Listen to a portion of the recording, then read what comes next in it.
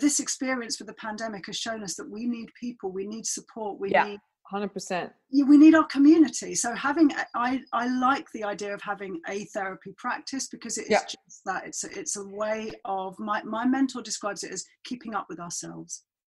And showing up for yourself. Up for yourself.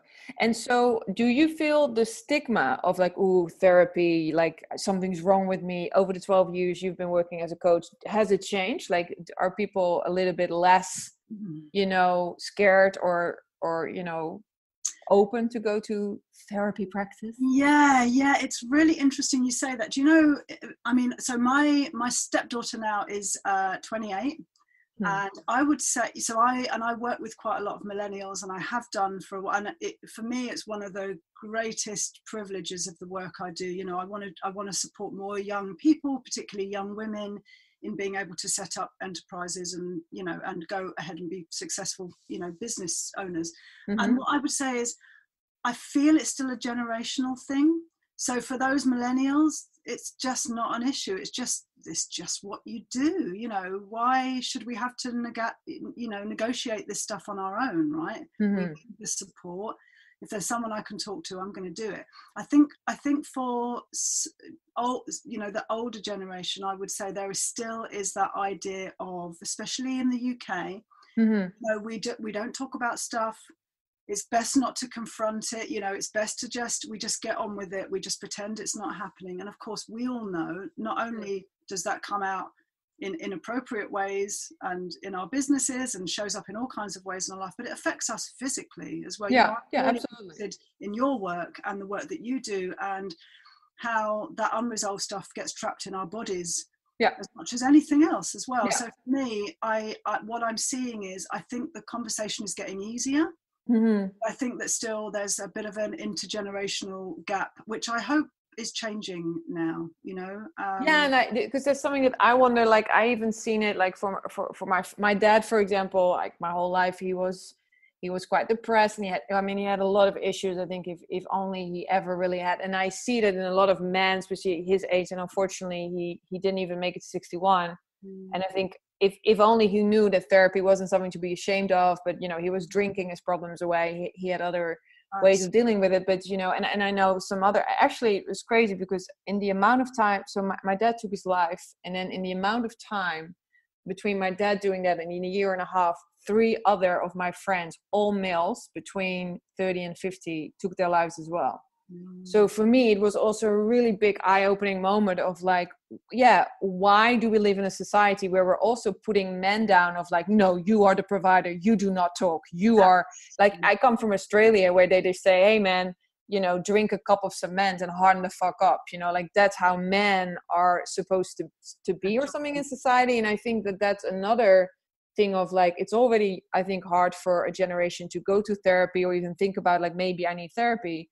But like, then we also put this kind of, pressure on men of like, no, you don't talk about your stuff. You just, you run your family, you make your money and you shut up. And I would say my dad is, my dad's Italian.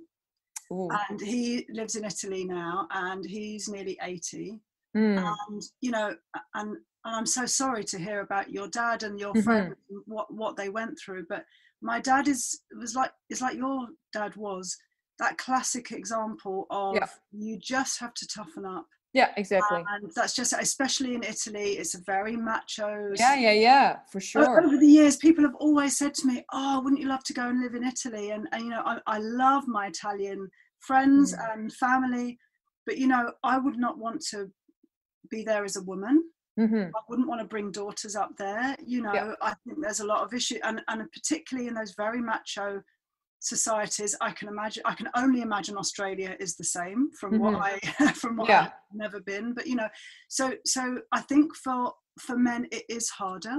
And I, we are all, I mean, this is, I don't know how deep we want to get into this, but we are all operating in this patriarchal society. For me, exactly. This is the backdrop to capitalism. It's the backdrop to all of these issues where the women are suffering as a result of being in the patriarchal system, but the guys are suffering as well. Yeah. Guys are really suffering. And,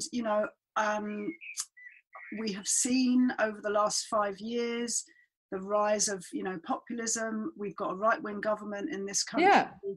It's I mean, the world is still run by white old men, It still is.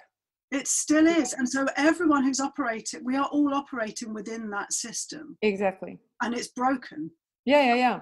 And your personal experience to me just demonstrates that it's broken, because capitalism is the backdrop to all of that. The amazing guy, Simon Sinek, who does all the... I love him. But he wrote the book called The Infinite Game. Mm-hmm. Yeah. What he describes is, the finite game is dog eat dog. I'm going to beat you. I'm going to beat you in the game of life, right? The infinite game is, hey, we all win. Yeah. It's making everybody win. How nice would that be? Yeah, that's the world we want. Yeah. And we will do it. We will get there. But I think it's going to take another generation. And so I really hope that, in my humble, extremely humble way, mm-hmm. I'm trying to do something to right some of those wrongs, or at least provide the space for those conversations to take place. Absolutely. So things like that don't happen. Yeah.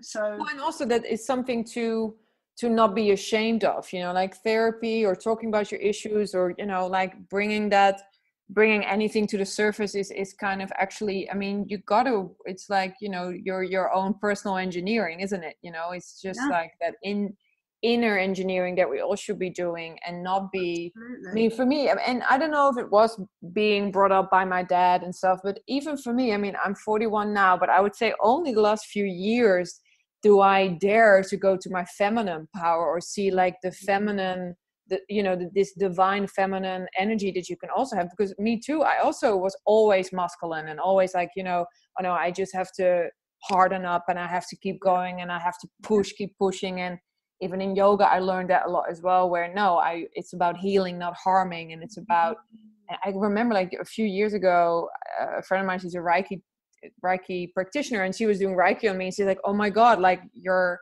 whole left side is muscular, and I can only really feel your masculine side. Like, what's going on, girl? Like, you gotta work on your feminine side. And at the time I was even proud of it, like, look at me, my masculine side, I'm so tough, I'm a lion. Yeah. But it's like, no, you just also got to, there is something so beautiful about nurturing, loving, and sort of soft energy that we need to feed that and have that and be proud of that as well. Absolutely. And it's really interesting now, and I think the culture is, I mean, I see a lot of good in the corporate world, that culture, that language of that, competitive, the edge, we're going to do better than, I do see it changing. I've got lots of colleagues, and the clients that I work with some of them work in the corporate space as well, and it is changing, but it's not changing quickly enough. Mm-hmm. So I feel that when we talk about, they still talk about the emotional skills as the soft skills, mm-hmm. rather than the hard skills of selling, of pitching. And it's really funny, one of the questions I get asked, I don't know if you've got it in Holland or whether you've got an equivalent, but we've got a program here called Dragon's Den, where people go on and they pitch business ideas, and they've got the dragons are the investors. So they're like four business people. Okay. And it's really scary, and it's terrifying, because these people go on with their business ideas, and they will either say it's great or it's rubbish, or, you've got to go away and do something. And I'm asked all the time, oh, do you watch Dragon's Den? No, I don't. No, I don't want to. For me, it's like the worst aspect of running a business. That's just like bullying behavior. It's like the Donald Trump. Donald Trump is this kind of is like this symbol of the systemic, the brokenness of our system. It's all of that stuff that it encompasses. He is a product of the corporate world. So, and that is the logical conclusion. We get Donald Trump. We get the toxic masculinity. Yeah, he's a living example of what we had to deal with for 4 years. And we live in a world of Donald Trumps, especially as women, and women of color is not. Don't even go there. It's unbelievable what we. But I think there's also what you just mentioned about this series. I'm sure we have some kind of, version of it here in Holland. I wouldn't know. But it's another thing. A friend of mine, she's also been on the podcast, and soon I'll interview her again. And she was also mentioning about influencers. Like, yeah, what are you influencing? And she's a yoga teacher, but has been a yoga teacher for 30 years. And she's like, I don't care about your asana. I don't care what you want to sell me. I don't care about your, skinny bodies. And, because that's another thing as well. Like, it's also, and especially also your role as like, what are you influencing? Like, what are you inspiring people to do? And and in my world, in my opinion, it should be a positive, joyful life, or not at all, or otherwise you shut up. Absolutely. Like, and this is the thing about social media, and that is such an interesting question, because it's sort of that, it's the thing I talk to people about is what are you here to do? Mm-hmm. When you're, I don't mean to be morbid here, but when you're at the end of your life, and you look back, what is it you want to have left exactly behind? Who do you see then? And who do you want to serve? And so for me, it's very interesting. There's quite a lot of conversations around social media at the moment, because of what happened with George Floyd and the whole Black Lives Matter, and because of the pandemic, is that women in particular, we need to think about inhabiting a different space on social media. We are still more likely to be trolled. Mm-hmm. We're still more likely to be criticized, and I put my toe in the water with how I turn up on social media. If I'm having a brave day, I might put a video out there, and I'm going to be 50 this year. Mm-hmm. Stepping into being seen. And the fear of visibility is a really big deal for women. And this is something I confront all the time. So when you've got like the Kardashians using that space to perpetuate that ongoing myth that you have to have the money and the perfect body and the, whatever it may be, it becomes meaningless.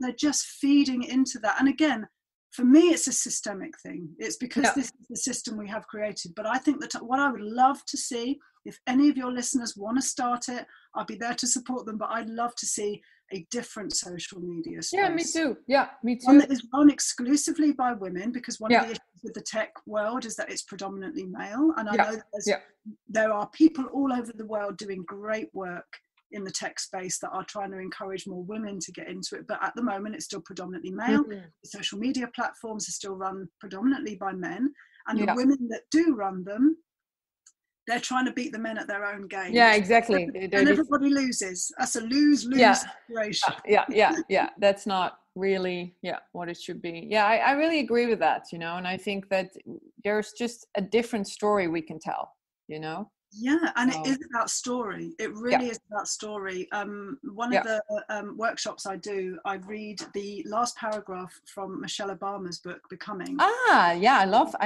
haven't read it, but I've seen the documentary. It's great. I mean, I really liked it. I love so story. If any of your listeners see my website, you'll see that it's all about story, and it's storytelling. Part of my work and what I do. But what was really interesting about what she said was that what we need to do is to, and what I love about the work that you're doing, Cara, and this podcast and the podcast space is this is like the modern fireside. Mm-hmm. In previous times, we would have been sat round with exactly right. Stories. This is the modern way of doing it, and absolutely. It's incredibly powerful because when we can provide a platform, you and I talked about this when we spoke before, but when we can provide a platform for people to tell their stories, it then opens up everybody to be able to, and for me, that's as healing as a therapy practice or absolutely. Yeah, because you were mentioning also you teach you were mentioning for a few years you teach at is it a Steiner inspired American college, you were saying? Yeah, I love Steiner, and then you actually teach storytellers there, right? I actually teach storytellers, and again, that has been, I'm so, it's so interesting what the universe puts in our path. I had no idea that such a thing existed, and I literally got contacted by it's called Emerson College, and it's a Steiner inspired college that's been there 40 odd years. And they have an intensive 3-month program for storytellers, and they come from all over the world to hone their storytelling skills, and they use it for business, and they use it for social enterprise, or